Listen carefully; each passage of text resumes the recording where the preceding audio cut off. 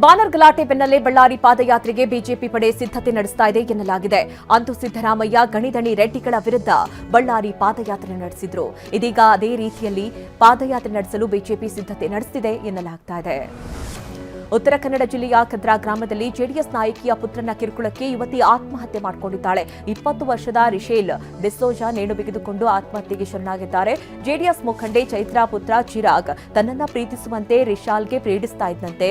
ಆದರೆ ಯುವತಿ ರಿಶೇಲ್ ಡಿಸೋಜಾ ಚಿರಾಗ್ ಪ್ರೀತಿ ನಿರಾಕರಿಸಿದ್ಲಂತೆ. 2026ರ ಎಸ್ಎಸ್ಎಲ್ಸಿ ಪೂರ್ವಭಾವಿ ಪರೀಕ್ಷೆಯ ಪ್ರಶ್ನೆ ಪತ್ರಿಕೆ ಸೋರಿಕೆಯಾಗಿದೆ. ಎಸ್ಎಸ್ಎಲ್ಸಿ ಸಮಾಜ ವಿಜ್ಞಾನದ ಬೆಳಗಾವಿಯ ಸೆಂಟರ್ನ ಪ್ರಶ್ನೆ ಪತ್ರಿಕೆ ಡೆಲ್ಟಾ ಎಸ್ಎಸ್ಎಲ್ಸಿ ಇನ್ಸ್ಟಾ ಖಾತೆಯಲ್ಲಿ ವೈರಲ್ ಆಗಿದೆ. ಬೆಳಗಾವಿಯ ಲಕ್ಷ್ಮೀನಗರದ ಸೇಂಟ್ ಮೀರಾ ಶಾಲೆಯಿಂದ ಸೋರಿಕೆಯಾಗಿರೋ ಸಂಶಯ ವ್ಯಕ್ತವಾಗಿದೆ. ಮೈಸೂರಿನ ಹುಣಸೂರು ತಾಲೂಕು ಮೂಡಲಕೊಪ್ಪಲು ಗ್ರಾಮದಲ್ಲಿ ಭತ್ತದ ಹುಲ್ಲಿನ ಮೇದೆ ಸುಟ್ಟು ಭಸ್ಮವಾಗಿದೆ. ರೈತ ಕುಮಾರ್ ಎಂಬುವವರು 2 ಎಕರೆಯಲ್ಲಿ ಬೆಳೆದಿದ್ದ ಭತ್ತದ ಹುಲ್ಲಿನ ಮೇದೆ ಹಾಕಿದ್ರು.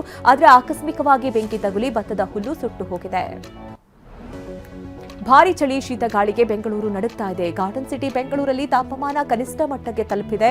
ಬೆಂಗಳೂರಲ್ಲಿ ಮುಂದಿನ ವಾರ 1 ವಾರ ಚಳಿ ಶೀತಗಾಳಿ ಇರುವ ಸಾಧ್ಯತೆ ಇದೆ ಅಂತ ಹವಾಮಾನ ಇಲಾಖೆ ಸೂಚನೆ ಕೊಟ್ಟಿದೆ. ಇನ್ನೂ 1 ವಾರ ಬೆಂಗಳೂರು ವಿಪರೀತ ಚಳಿಗೆ ಸಾಕ್ಷಿಯಾಗಲಿದೆ ಎನ್ನಲಾಗಿದೆ. ರಾಜ್ಯದಲ್ಲಿ ಚಳಿ ಶೀತಗಾಳಿಯಿಂದ ಜನ ಥರಥರ ನಡುಗ್ತಾ ಇದ್ದಾರೆ. ಚಳಿಯಲ್ಲಿ ಬಿಸಿ ಬಿಸಿ ಚಿಕನ್ ತಿನ್ನಬೇಕು ಅಂದ್ಕೊಂಡವರಿಗೆ ಶಾಕ್ ಎದುರಾಗಿದೆ. ಏಕೆಂದರೆ ವಾತಾವರಣ ಬದಲಾವಣೆ ಎಫೆಕ್ಟ್ಗೆ ಚಿಕನ್ ಮೊಟ್ಟೆ ದರ ಏರಿಕೆಯಾಗಿದೆ.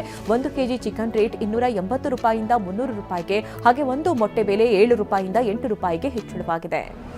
ಗದಗ ತಾಲೂಕಿನ ಲಕ್ಕುಂಡಿ ಗ್ರಾಮದಲ್ಲಿ ನಿಧಿ ಪತ್ತೆಯಾಗಿದೆ. ಗಂಗವ್ವ ರಿತ್ತಿ ಮನೆ ಕಟ್ಟಲು ಪಾಯ ತೆಗೆಯೋದಕ್ಕೆ ಆ ಸಂದರ್ಭದಲ್ಲಿ ತಂಬಿಗೆಯಲ್ಲಿ ಅಂದಾಜು 1 ಕೆಜಿ ನಿಧಿ ಪತ್ತೆಯಾಗಿದ್ದು, ನಿಧಿ ನೋಡಲು ಗ್ರಾಮದ ಜನ ಕುತೂಹಲದಿಂದ ಸೇರಿದ್ರು. ಗಂಗವ್ವ ಕುಟುಂಬಸ್ಥರು ಸಿಕ್ಕ ನಿಧಿಯನ್ನು ತೆಗೆದುಕೊಂಡು ಹೋಗಿ ಗಣೇಶ ದೇವಸ್ಥಾನದಲ್ಲಿ ಇರಿಸಿದ್ರು.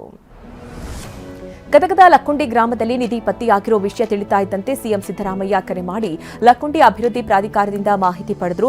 ಎಷ್ಟು ಚಿನ್ನ ಪತ್ತೆ ಆಗಿದೆ ಅಂತ ಕೇಳಿದ ಸಿಎಂ ಸಿದ್ದರಾಮಯ್ಯ ಎಲ್ಲಾ ಚಿನ್ನವನ್ನ ಜಿಲ್ಲಾಡಳಿತದ ವಶಕ್ಕೆ ನೀಡುವಂತೆ ಸೂಚನೆ ಕೊಟ್ಟಿದ್ದಾರೆ. ಸ್ಥಳದಲ್ಲೇ ಇದ್ದ ಎಸ್ಪಿಗೂ ಚಿನ್ನವನ್ನ ಜಿಲ್ಲಾಡಳಿತದ ವಶಕ್ಕೆ ನೀಡುವಂತೆ ಸೂಚನೆ ಕೊಟ್ಟಿದ್ದಾರೆ.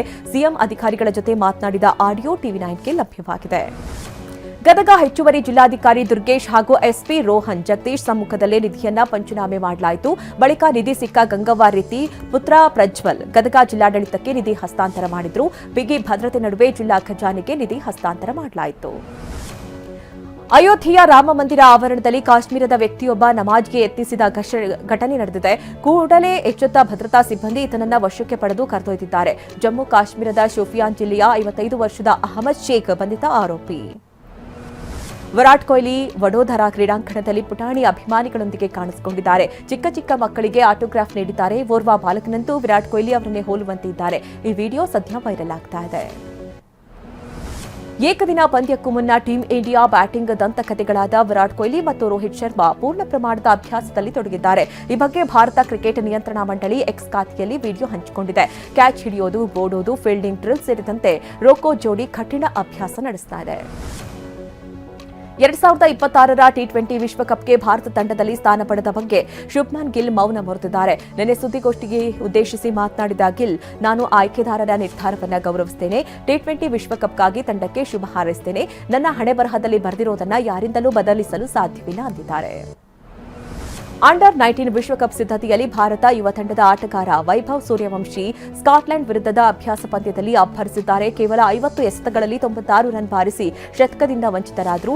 ವೈಭವ್ ತಮ್ಮ ಸ್ಫೋಟಕ ಫಾರ್ಮ್ ಮುಂದುವರೆಸಿದ್ದಾರೆ. 50 ಎಸೆತಗಳಲ್ಲಿ 9 ಬೌಂಡರಿ ಮತ್ತು 7 ಸಿಕ್ಸರ್ಗಳ ಸಹಿತ 96 ರನ್ ಬಾರಿಸಿದ್ದಾರೆ.